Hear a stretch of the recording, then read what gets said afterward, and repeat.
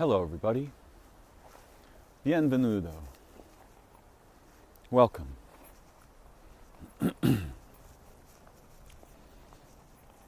It's a grayish day here in San Francisco.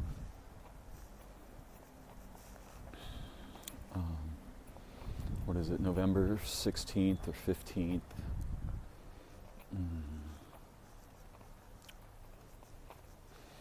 Last night I got a little tipsy and was engaged in a rather contentious conversation, which was certainly not my intent, but my conversational companion is wont to have rather severe, and I think in many cases unjustified, criticisms of my ways of knowing and speaking particularly. I was exploring a particular topic that is very fascinating to me, and I was completely unaware of anything surrounding these matters until my contact with the non-human intelligence in 2002, which brought these matters directly to my attention by illustrating in my mind living histories around the origins of specific alphabets. In this case, particularly Hebrew, probably since I was more likely to be at least modestly familiar with its existence, and it being, a biblical language and so forth. But it later went on to make similar revelations about Arabic, Phoenician, Proto-Hebraic, hieroglyphs, Asian writing systems, such as those used in China, ideographic systems, and features of their origins and meanings, and deep, basically infinite profundity, and the dangers of systems that, or what is lost when we create alphabetic systems that do not have associations with the letters. I discussed this in my essay, Aleph-Beits, on organelle.org, my website. Now, particularly, I am familiar with Hebrew. This was the teaching toy that it used to illustrate these matters and their importance to me. I don't know how common it is for people who speak Hebrew to be deeply aware of the complexity of this alphabet. And I've spoken of this previously, but I have specific things to talk about today around it.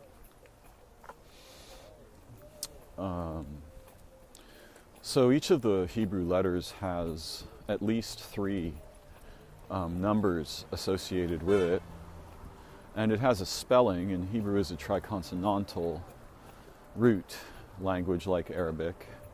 I'm not an expert on these matters. What I learned and what I have come to understand is a result both of my own curiosity and particularly my contact with an NHI of some unknown form in 2002. I usually think of it as an angel,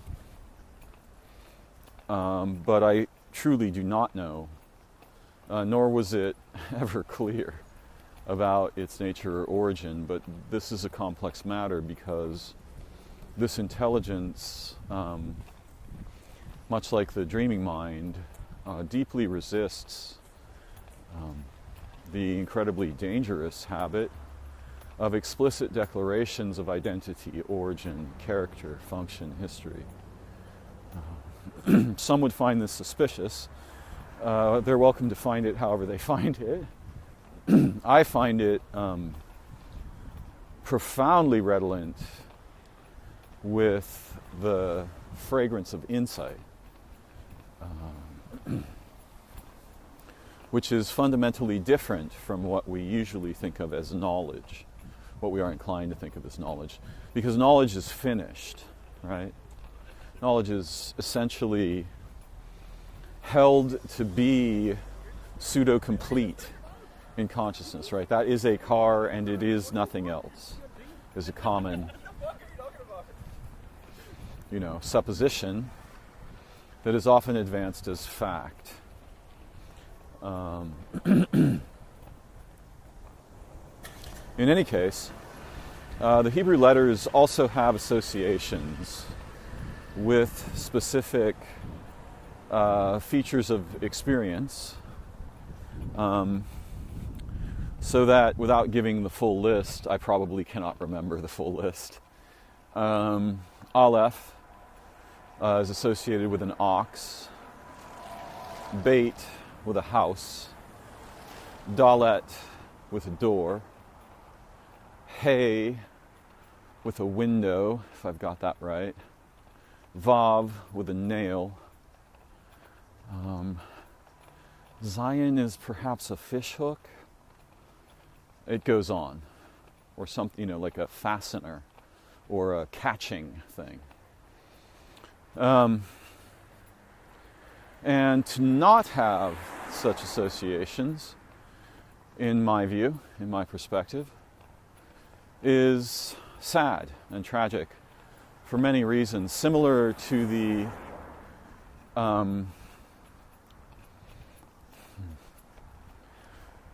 disappearance of the gendering of nouns. Right? Why do I think this? Well, it has to do with topics that I think I elucidated in my recent as yet unuploaded recording on memory. But for memory, diverse associations are much better. And not just for memory, but for intelligence, creativity, thought. Diverse associations are much more nourishing and vitalizing. And, in the same way we think of some substances as neuroprotective, we might speak of these association webs as mnemoprotective, right? They protect the vitality and resilience of memory. They also make suggestions of associations that are missing from languages and alphabets that do not have these features, such as English, right? We are, in childhood, we may encounter what are called abecedaries or abecedaries. No idea how to pronounce this word. I've never heard it pronounced. And these are little books where you have a picture of a letter and then a picture, usually, a drawing, but sometimes photographs, more commonly today. So, A is for apple, B is for baby, C is for cow, D is for dog. I don't know what the common association of E is. E is for I. And so forth. Right? So there is some informal associative material that we pick up in childhood around these letter forms. But to be able to do math with your alphabet is a very different thing from people who do not. And this leads into the terrain of gematria, in magical, metaphysical, spiritual, and mystical systems, which are correlations between specific letters and or words and sequences of letters and principles that underlie the nature of that which is, or they who are, we who are. And this is also a very profound thing that I am completely unconcerned with the veracity of. I don't care at all about that. There are many features of insight and intelligence that have nothing to do with with how we are trained to assert or dismiss systems of knowing, or statements, or ideas, or methods, like astrology, for example, that do not conform to our absolutely broken, irrational expectations of rationalist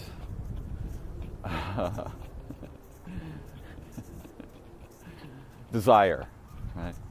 And why do I say they're irrational? Well, if you say in Aristotelian logic, right, all men are mortal, Socrates is mortal, therefore Socrates is a man, or something like this, or Socrates is Socrates is a man, therefore mortal. What you have obtained from this incredibly circular inventing your own axiom system as you go, right? It has this characteristic, then therefore this category has these characteristics, therefore it must belong to this category. This is absurdly stupid. This is a pneumatic hammer that shatters intelligence. And then asserts its authoritarian dominion over all forms of knowledge. There are many such systems in human behavior, cognition, and so forth. Most of them have some useful features, but they become absolutely poisonous, toxic, blinding, and enslaving when they escape their appropriate contexts or applications and attempt to pervade over the entire, landscape or topology of the possibility space of understanding, knowledge, awareness, discovery, learning, creativity, identification, analysis, and so forth. So I'm going to leave aside primarily the content of the rather troubling discussion I had last night and focus on a couple of other things that are on my mind at the moment, or in my mind, or my mind is of them. I don't know that my mind is like a table and it has things on it. Some of our colloquialisms, our idioms, are powerfully metaphoric, but when we only have one to use, now we are in trouble, right? You want 5, not 1. I often prefer the idiom, which I invented myself, to free 2 birds with 1 key, right? Or, a bird in the tree is worth 50 in the hand. And this last one, actually both of these have to do with problems in representational cognition. We are trained to prefer, validate, be compelled by single-valued or single-characteristic idioms, colloquialisms, statements, concepts, declarations.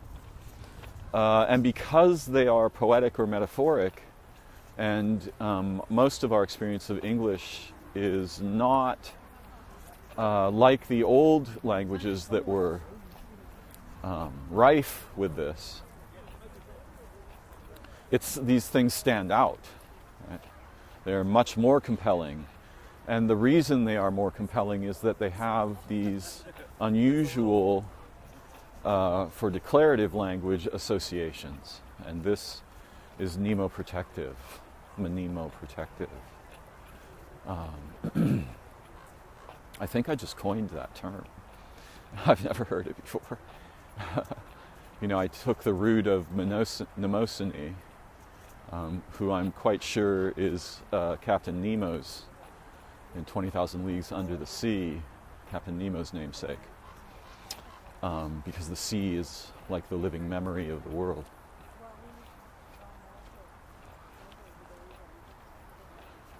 Yes, idioms and axioms. So much of our supposed rationality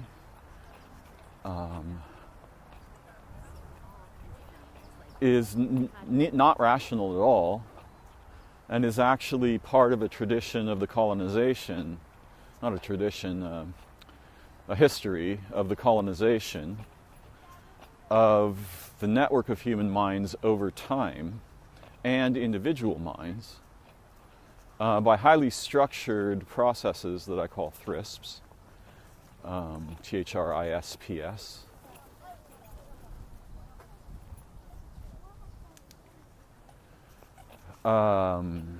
That collapse diversity, complexity, resilience,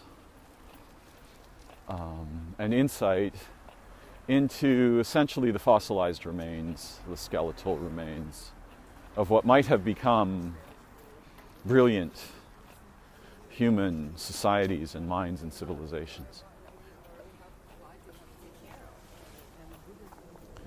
So one of the things that occurred to me, I was asking my conversational partner about the Arabic name of one known to them.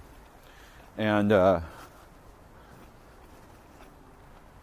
it turned out that there was a feature of the spelling of this name that I didn't even know was possible, which is something like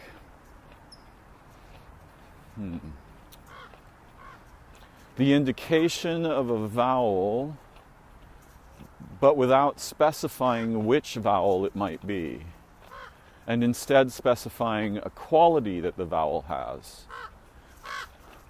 Now, this is probably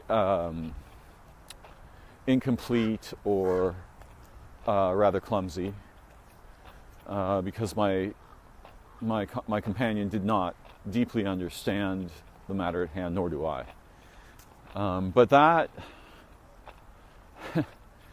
in my slightly tipsy state, maybe it wasn't slight, I'd had a couple of whiskeys, and was enjoying, the profound disinhibitions that therefrom generally arise for me. I'm a happy, curious, and playful sort of person when I drink. I never become angry. It's quite hard to make me angry in general, though I've met people who are angry when they're intoxicated. Often this has a long history, and its origins are not merely in the consumption of some intoxicant. In any case, this suggested to me a concept which had never occurred to me before, though my understandings of Hebrew and Arabic are particularly unusual in that I am aware not only do the letters have meanings, but the meanings are connotated by the vowels that would be supplied. See, this is the other thing, okay? In ancient Hebrew and almost certainly Arabic, and once again, I'm not an expert on these matters, I learned this not from humans. What is meant by a triconsonantal language is that most, if not all, words are comprised of three consonants like P, T, D, so forth. And there are words that are kind of in between a consonant and a vowel, like the letter he or he in Hebrew. And then the mind supply, in ancient times anyway, before there were markings for this. I don't know if Arabic is marked. I suspect it is. Modern Hebrew is. But historically, the vowels, the living part of the word, you might understand, the moving, changing, water, the flowing part of the word, the vowel L, literally vow to God, in a sense, or metaphorically is a better word. These were supplied by the reader, and this naturally produces a vastly more sophisticated awareness of language and the possibility space of a word, because the word is not explicitly given, right? This explicit givingness, this is a big problem for us. We want everything, laid out, prefab, complete, done, certain, and so forth. Very dangerous where it is not useful. So yes, this is amazing, right? This brings the words to life, because a living mind must decrypt the triconsonantal structure that is there explicitly, and must supply the correct vowels.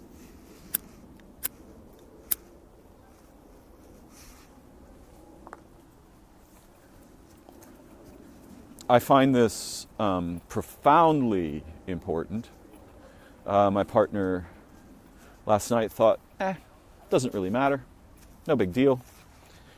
You can't prove to me that you're losing anything by not having that. And also thought I was unjustifiably confident in my assertions about these matters and their effect on memory, intelligence, creativity, insight, and so forth.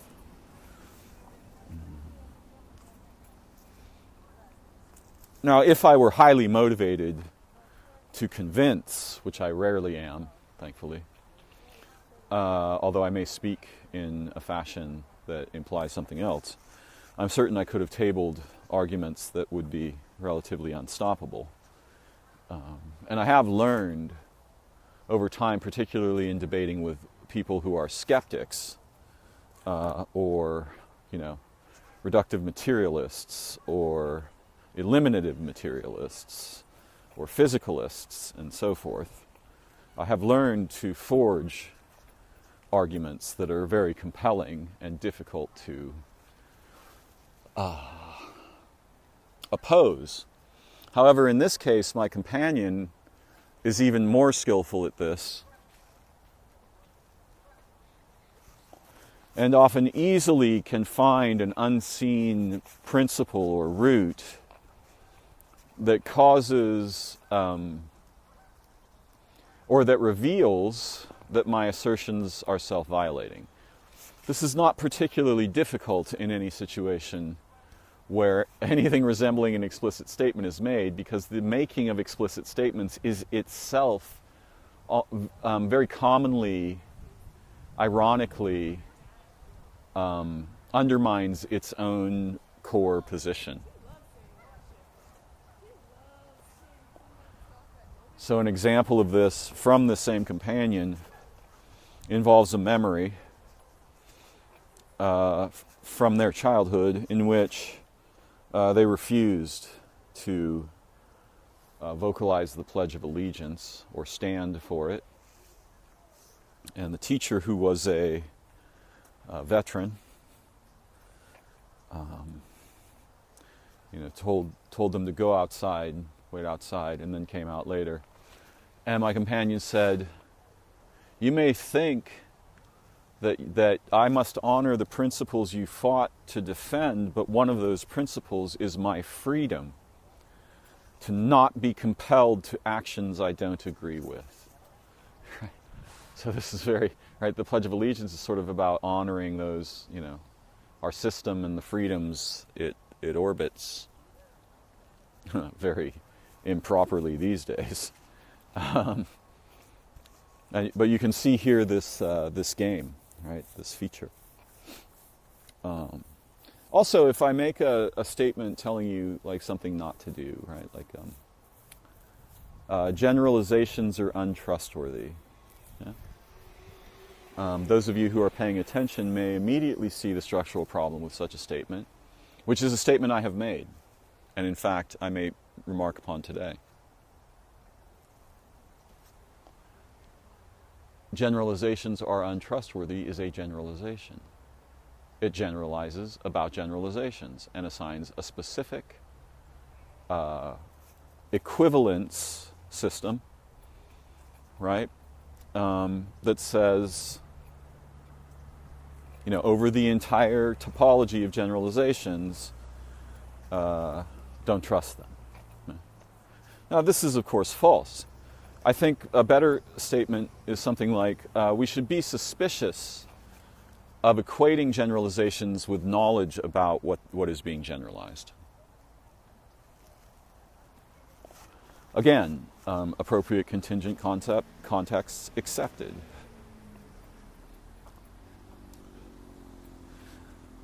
So one of the things that occurred to me last night, which was mind-blowing for me, was what if there were a letter? What if we composed an alphabet and there were, you know, a letter or a set of letters that didn't have an explicit sound or shape, but served some other function? In a sense, preserving a bookmark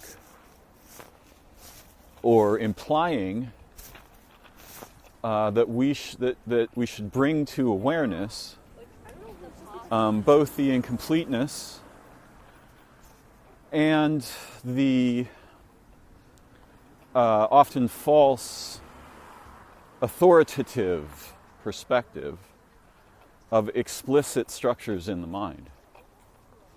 And I thought, this is very profound, this idea. Now, of course, we do have words in English, though not a letter. Words like mysterious, anomalous, supernatural, unknown, miraculous.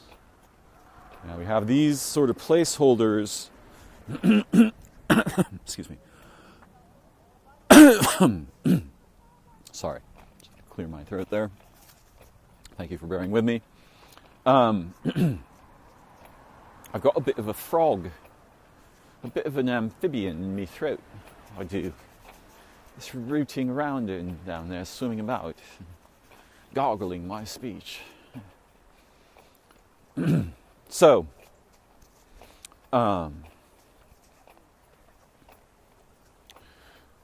you know, I'm really fascinated by hypertopics. These are the topics like death and memory, the sun, the universe, our hands, our eyes.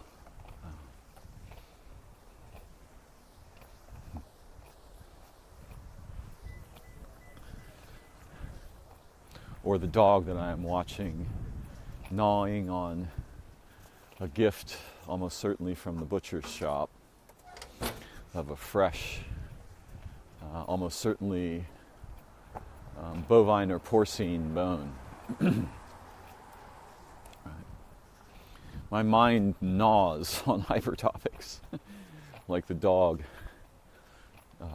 deeply engaged in this, with this bone and its marrow. So yes, what if we had a letter or a placeholder, in a way, in the alphabet for the inconceivable, or the not yet complete, or the space of possibility that lies beyond the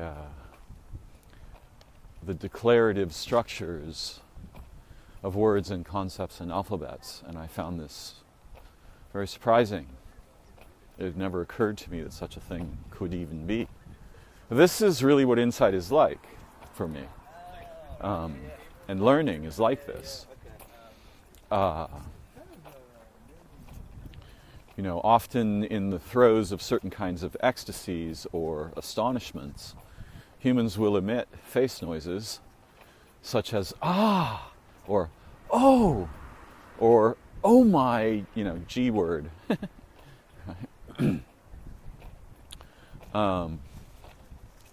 And these exclamations, they communicate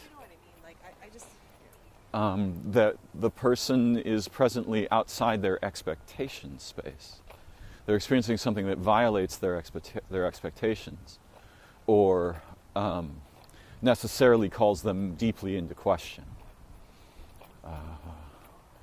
And one of the modes of this essentially means, surely this is not possible. Right? What aspect of the mind is making this declaration? What voice in the mind? It's not the mind itself. It's a fingertip of one of the fingers, or it's a wingtip of one of the wings of our mind.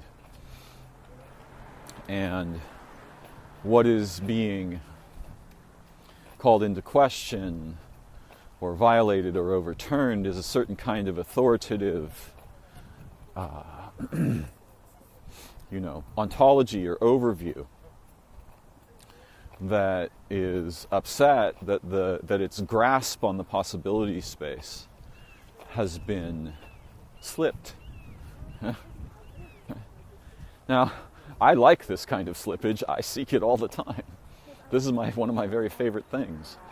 And many slippery things are incredibly enticing. I'll leave to your imagination what kinds of things those might be.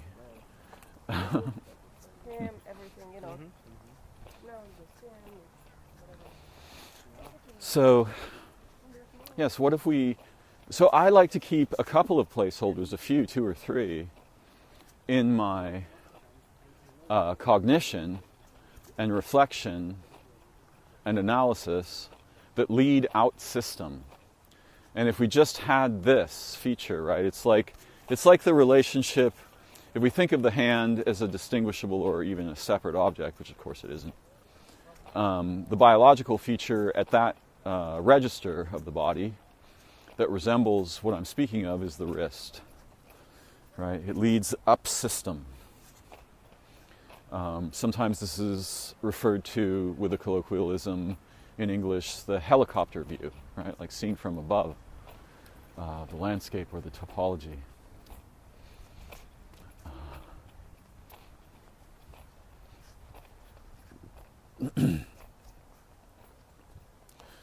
In common experience, all natural phenomena don't actually fit within our knowledge systems, though we have words to refer to them and so forth.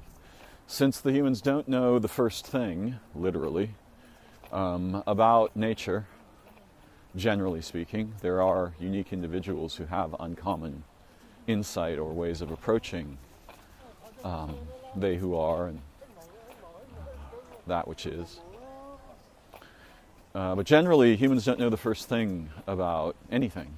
And what do I mean by the first thing? I mean, for example, in this case, knowing reliably something about the universe's nature, its origin. And we might, some people will say, well, we know about physics. Okay, yeah, but that doesn't actually give you the kinds of answers that I'm speaking about. Why is there light? How is there light? Why are there forms? What is their nature? From whence do they originate? What is their purposive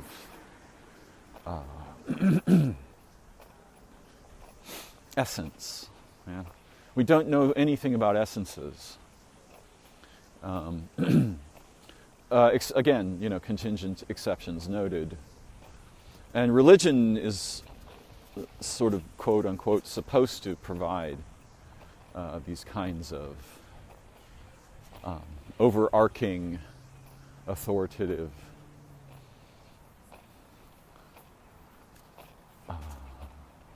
roots, yeah, of knowledge. But obviously mostly fails, particularly if one's religious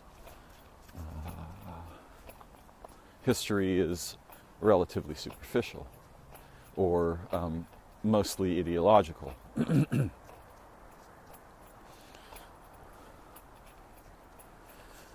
So nature is infinitely beyond our apprehension, yet at the same time it is familiar.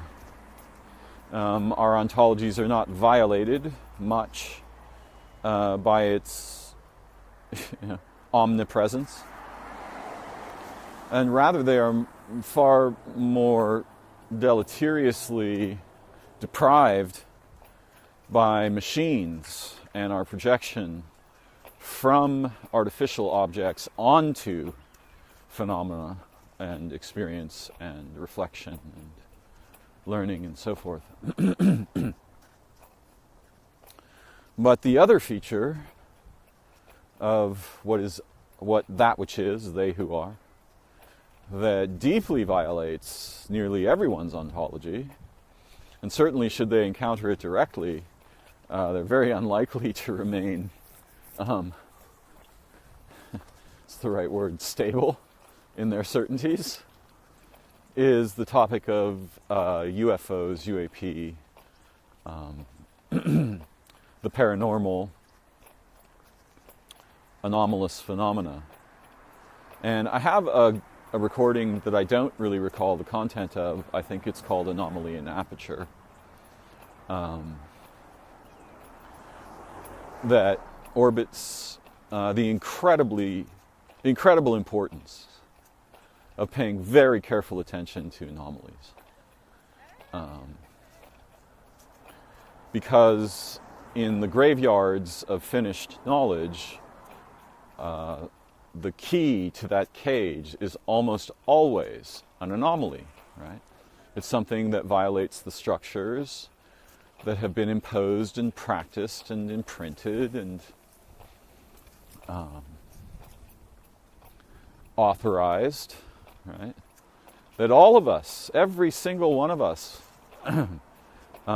with very few and somewhat occasional exceptions, we live in a graveyard of mentation and cognition.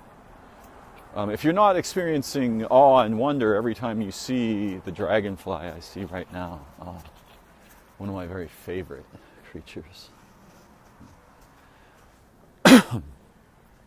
If you're not experiencing awe and wonder, ecstasy, unaccountable joy, terror, astonishment, then you can be sure that, like me, and most of the people I've ever met, with the exception of certain young children in an ecstatic state, or certain elders who have returned to the miracle of being as they approach what we think of as their death in linear time.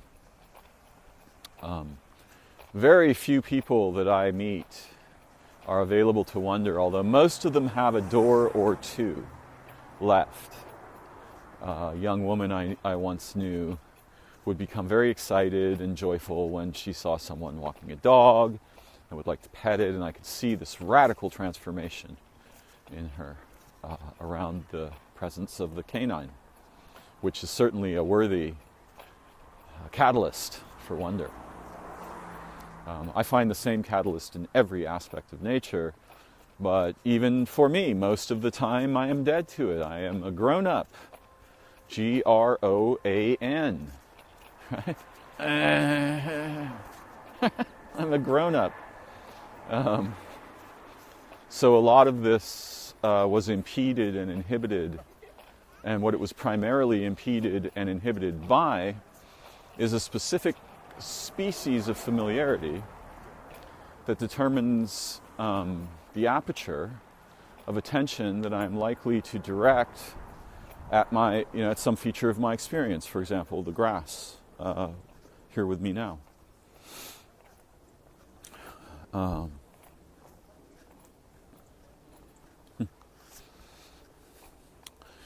I learned from listening to John Mack recently, and I'm not sure if it was Mack himself that was saying this. It may have been another speaker, but this person said something very staggering that I had been peripherally aware of it, but I was not like foveally, centrally aware of it. It had not been articulated in my consciousness. And what they said was that in Russia, the paranormal, UFOs, telepathy, past lives, psychism, psionics, remote viewing, near-death experiences, UFOs, UAPs, psychokinesis, spoon bending, all of these kinds of things that over here in America are poo-pooed and looked down upon. In Russia, these are formally part of science. They don't separate them off into a special area. Now, this may be a bit of an overstatement, but this was the implication of the speaker who I heard. And I know that this is somewhat so. It's a matter of degree, right? Is it explicitly true? Yeah, this is the problem. Is there anything that is explicitly true?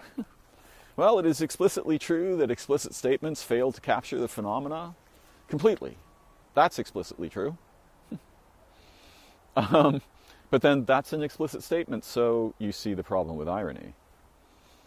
Now, I was listening to first-hand reports of UFO sightings in a compendium of such reports, interviews with people who had had experiences with what we would usually think of as UFOs or UAP these days. I was also listening, last night to Dr. Lukatsky, and he said very definitively that we are making a mistake in our categorization, and that the mistake is to separate the UFO and the UAP topic from other topics in the paranormal, particularly stuff that is known, is reported to have been seen and experienced at Skinwalker Ranch and other similar places, beings of indeterminate origin or physicality, monsters, werewolves, one of the descriptions actually kind of blew my mind because I didn't realize there was even such a thing. It was like what are those creatures called that are multiple creatures at once? Like the hippocampus. I can't recall the word. It's a very sophisticated word. Nor can I even recall the creature in question, but it was like... I'm going to make up something much more ridiculous than it was. It was like a monkey, octopus, crab bird. So what Lukatsky was saying was that if we think that the UFO phenomena is about vehicles and that it starts and stops there, we are wrong. We must expand beyond this simplistic, single-valued expectation and perspective in order to gain any understanding about these matters. But today, I was very excited to hear a Russian scientist speak of visiting a site where there was evidence that a UFO had landed. There were witnesses and so forth, and they interviewed some of the witnesses, but then they interviewed the scientist who went to look at the site. And he said something truly amazing that just rang me like a bell, because I've been aware of this my entire life. If you want to discover whether or not minds can influence each other without speaking, one of the best things you can do is to spend a lot of time with insects. Because insects are extremely tiny and hypersensitive, and compared to them, we are enormous. So compared to an insect, we are a cellular galaxy and they are like a cellular solar system. Now, both things have advantages here. It's not just good to be big. Both things have advantages, and the advantages are dramatically magnified when those beings come together with and for each other, and the purposive underpinnings of they who are and that which is. In other words, they are being true to their natures, together for each other. I have many times demonstrated my capacity to quote-unquote talk a moth in the house onto my hand, and to get it to stay there while I transport it to a much safer, well, relatively less lethal in the short term place outside. And I may vocalize, but it's not the vocalizations that transmit my nature, character, and intent.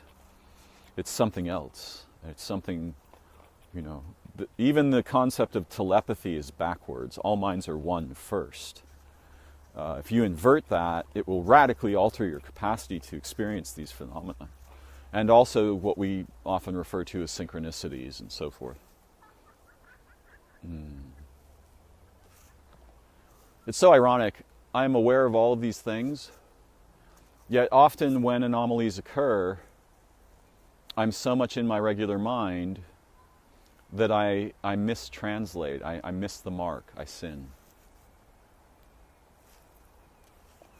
But what this Russian scientist said that I thought was absolutely brilliant and vastly different from how American scientists are likely to think, which is why what you really want is 3 different scientists from 3 different countries, working on a problem. What you don't want is just American scientists working on a problem. And this is one of the reasons why I'm going to just sing the praises of Kurt Jai-Mongol. What an incredible, brilliant catalyst for the nourishment, revitalization, insight capacity, and philosophical debriefing on the phenomena of the universe and physics and math and so many other topics. This guy is a one-man army. I love Kurt. And we all have failings, but Kurt is an angel. What a brilliant, amazing person he is. And his work is absolutely central to the future of our species, not merely science. If only I could have the effectiveness in my own work that Kurt has. Wow. Or the reach. In any case, so I was listening to this Russian scientist, and he had a diagram of a device that he had assembled to do testing at the UFO landing site. And it consisted of an apparatus that had 3 parts. The first part was a box filled with flies. He's built a sensor out of insects. And the second part was connected to that box and would amplify the sounds that the flies produced. And the third part was an analytic device that would give him readings, numbers, right? Derivations over the behavior of the flies. And the final part was a set of headphones. And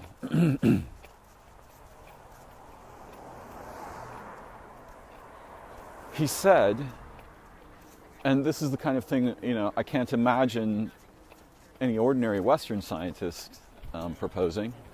He said, if you want to understand whether something is different in the environment, use insects. They're extremely sensitive to fields. Right? And when he brought these flies near to the landing site, they became extremely agitated.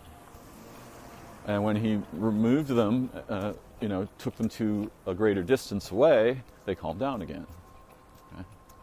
So basically what he's doing is he's built a little anomaly detector. It doesn't tell him what the anomaly is, but it alerts him to the fact that there is one. Right? The environment over here, undisturbed flies. The environment over there, very disturbed flies. So this is incredibly profound.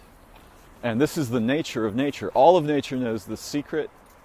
Indigenous people are well aware of these matters in their own unique ways that I am not the authority on. They know, right? Because they don't have machines. So they use the living world to sense and learn and grow, and in bonding with it,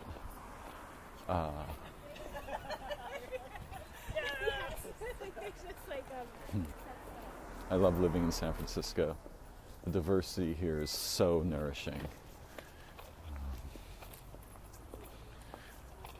I mean, I'm sure I could do well in Prague or other places in Europe, Morocco perhaps. But as far as American cities go, this is one of the most amazing places to be. And I'm very blessed and privileged as a cis white male to live here.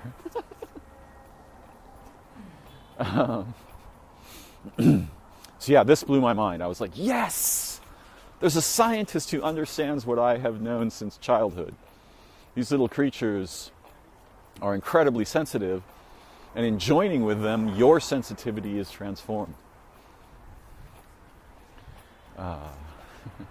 So brilliant. Anomaly, my friends, is where you want to see. Right? You want to see the features that lie outside the accepted topology of knowledge, supposition, expectation, orientation, purpose. This is where the milk, the nectar, is hidden in our human lives, minds, potential, and experience. The known, we would not want to get rid of it. It's very important. But it should not prevail over the space, right, of our curiosity or passion or wonder, awe, our purpose, our purposive essences. Yeah.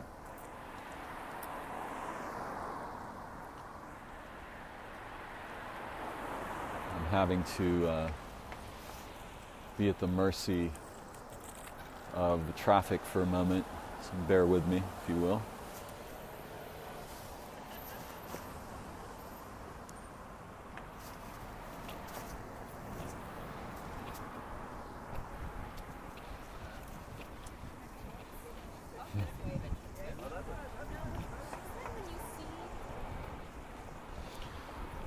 So these are some of my reflections for today. I'm sure I've overlooked something important. I always do, which I sometimes manage to re-include in the descriptions. So I hope you will read the descriptions when you listen to my recordings, because there's often something I didn't quite get to, or something I learned after making the recording, or began to see after making the recording. Please take a moment, if you will. Like, share, comment, ask a question. I will answer every question that I see. Share an insight you yourself have had. Or, offer a criticism. Attack me in the comments. Let me see what let me see what I'm usually blind to. Yeah. And if you want, you can easily support my work on Patreon, buy me a coffee, Venmo, whatever feels natural to you, either with a one-time donation or, sign up and give me $2 a month or whatever feels right.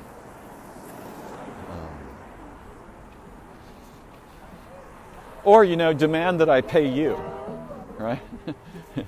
Demand that I reimburse you for the wasted time you've spent listening to my inane and arrogant ramblings, as my conversational companion might want me to to realize or admit. I'm so grateful and humbled and reverent to have this time to still be alive together in certainly the most confusing time for humans and the environment in anything resembling recent history. I want to take a moment to acknowledge my mentors, the thousands of authors and philosophers and writers and artists and musicians and human beings of incredible merit and beauty who have fertilized my awareness, and particularly the NHI being that was my teacher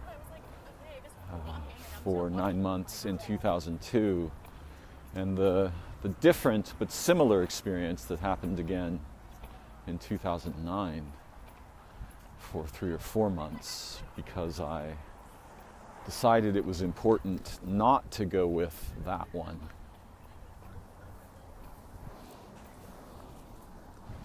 Having been previously warned that not all such beings were friendly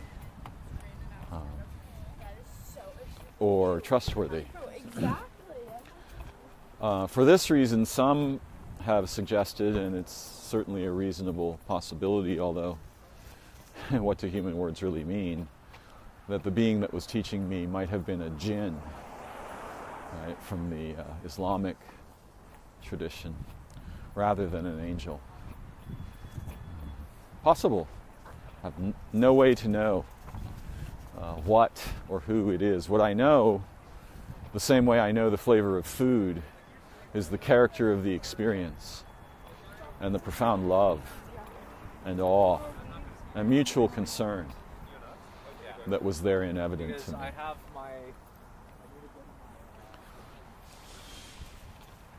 I'm so grateful to all of you who listen and support my channel, my work.